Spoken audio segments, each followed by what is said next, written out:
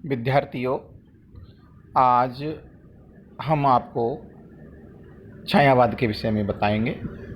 मैं डॉक्टर गोविंद शरण शर्मा, सहायक आचार्य, राजकीय महाविद्यालय टोडाभी। आधुनिक काल में छायावाद का विशेष महत्व है, क्योंकि छायावाद को आधुनिक काल का स्वर्ण युग कहते हैं। इस काल में छायावाद के 4 प्रमुख कवि हुए हैं। उनमें एक कवयित्री हैं और 3 कवि हैं: जयशंकर प्रसाद, निराला, पंत और महादेवी वर्मा। अब चारों कवि अपने अपने हिसाब से अलग अलग अनुभवों को लेकर के और काव्य की रचना करते हैं।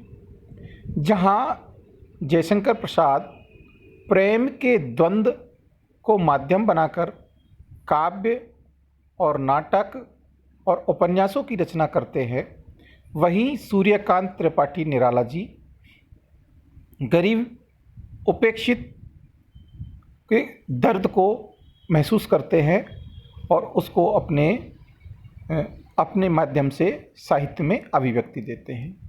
वहीं पंत प्रकृति के सुकुमार कवि हैं। वो प्रकृति के मनोरम दृश्यों का बहुत ही सुंदर चित्रण करते हैं। वहीं महादेवी वर्मा वेदना की गायिकाएँ हैं। उनके अंदर दर्द है और उसको महसूस करती है और उसी को साहित्य में अभिव्यक्ति देती हैं। अब प्रश्न उठता है कि छाया क्या है? तो अलग अलग विद्वानों ने छायावाद की अलग अलग परिभाषाएं दी है।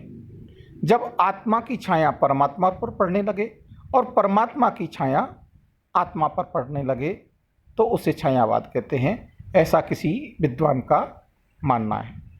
लेकिन डॉक्टर नगेंद्र कहते हैं, जब स्थूल का सूक्ष्म के प्रति विद्रोह हो तो उसे हम छायावाद कहते हैं।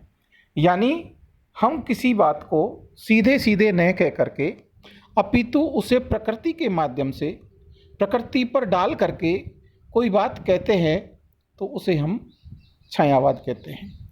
छायावाद आधुनिक काल का यानी महावीर प्रसाद द्विवेदी के बाद के युग को हम छायावाद कहते हैं।